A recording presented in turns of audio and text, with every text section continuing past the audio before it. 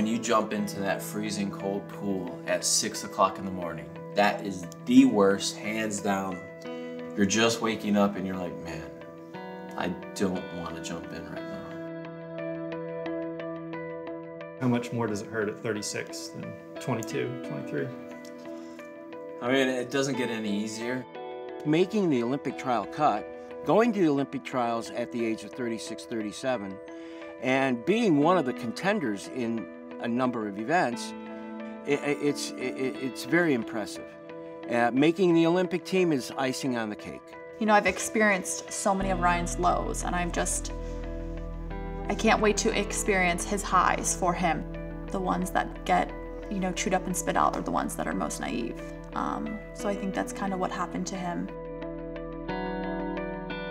I mean, it's not so much that I'm proving anything, it's more that I'm making non-believers believers. There's a lot of doubt, a lot of people that have doubt. I want to change people's mind, all the misconception that they have about me. Can you even ever let the thought in of, oh, if this doesn't go my way, I don't make it or I don't medal? Does that thought ever cross your mind, like, what will that do to me?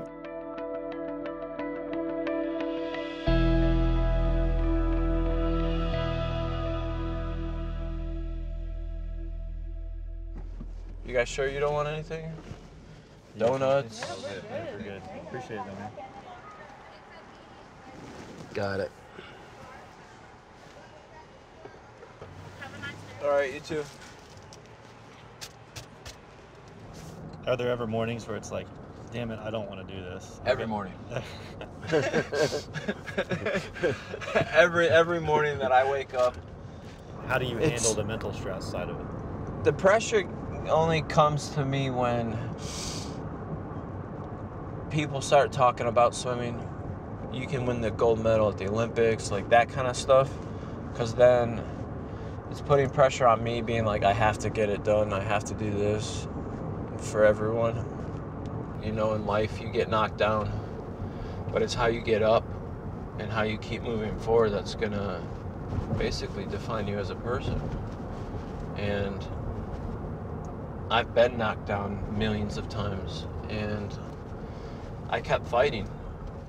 Every time that I've gotten knocked down, it was my own doing. And it's up to me to get out of it. Like you've got to swim your way out of that.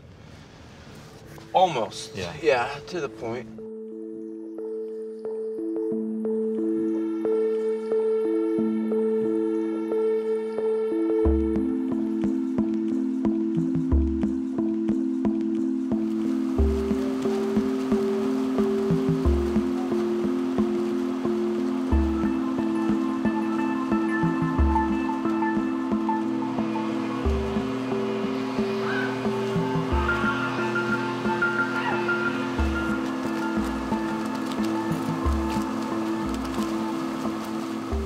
There's always something left. There's always something left in someone. And I'm like, so how do I find that something and pull it out to give me that extra edge? And once I was able to find it once, I was able to do it over and over.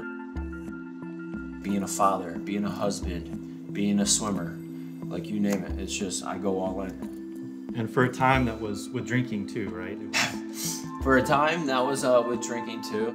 If I'm going out, I'm not gonna half-ass it. I'm gonna go out. I'm gonna take shots. I'm gonna just get drunk.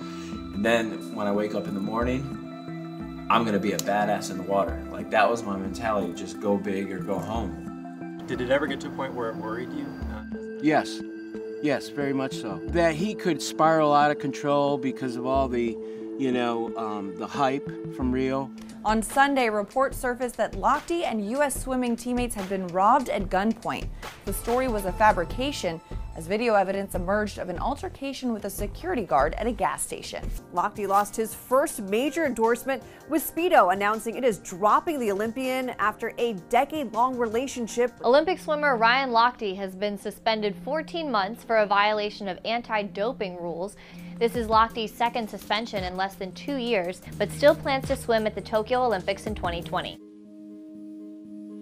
You were not with him very long. I think it was 8 months or so when Rio happened. What were people in your life telling you? Were they telling you to leave him, or it was too toxic? And why did you stick around? Yeah, so a lot of people did, you know, just say, I just don't think it's a good idea. Is it really worth it? Do you really like him that much? I was doing a lot of things in my career, and they're just like, you're just gonna ruin like all of your hard work and things like that. And I just was like, that's kind of not worth it to me. I just don't think I should just leave someone high and dry. People didn't see somebody that was like possibly struggling and really try to like look inward and see like maybe he's going through some stuff that we don't know. I was just in a dark hole. I never had suicidal thoughts. It was just more of like, I wish I went to an island and never saw anyone, because then everyone would be happy. They wouldn't have to worry about me anymore. That was kind of like the feeling that I was going through. Ryan's he holds everything inside. So I got him a therapist for the time being. He hated it. He hated it. He was willing to go because he wanted help, but he also really had a hard time just expressing himself. I just don't know if he ever did in his life. So I also think any type of problems, it was like alcohol was kind of I'm just gonna go out and drink and make everybody smile. I'm gonna buy everybody a shot just so everybody's gonna be happy, and you know, that will be it. I just started noticing a pattern of all this like demons that I've kept in, like are slowly coming out. Vandalizing like bathrooms or kicking down like hotel doors, like things like that. And it was just, they started creeping out, and I'm like, I need to get a hold of this. Like things have to change in my life. It was like, put up or shut up. Like I needed to do what was best for me, and going to rehab was. What'd you see there specifically that helped? I saw a lot of people sharing some dark stories, and luckily I got a hold of it before it got really bad, whether I was like drinking and driving, like things like that. So luckily that never happened, and I didn't put any harm on anyone but myself. I don't want to be this person the rest of my life. Like I want to get a hold of this, and I want to become better, and I want to be that good dad. I want to be that good husband, that good person that I am. All right, Ryan. Just do the same thing again.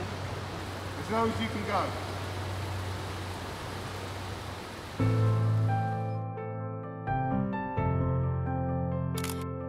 It's people that are in my circle that they don't mean to put pressure on me, but they do. They just want me to be 100% perfect, but that's not me, and I don't think anyone is. He has nothing to prove to me, but he internally has something to prove. Just below the surface is what I'm after. I think he wants everyone to be proud of him, you know? I mean, who wouldn't?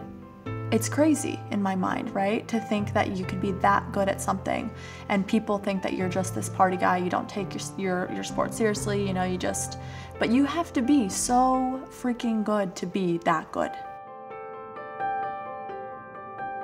Every Olympics, each person gets an Olympic flag, and you have the entire team sign it. So we have 2004 Olympics, 2008, 2012, and 2016 Olympics. These are amazing. Like, I mean, you have people from way back, like Gary Hall, Michael Phelps, so Aaron Pearsall, Dara Torres. So you have everyone on here. It's just pretty amazing that I swam with all those guys, and I'm still swimming. There's 4. I feel like there's one missing though. Yeah, the 5th one somewhere. The in 5th middle. one. Yeah. We'll take this out and put one right dead smack in the middle. All this pressure that's coming on and that I'm carrying on my back, it's like, well, I have to succeed. Like, I have to do this. I have to, instead of I want to. And that is the part, especially in the next 3 months, is that's going to be really vital for me.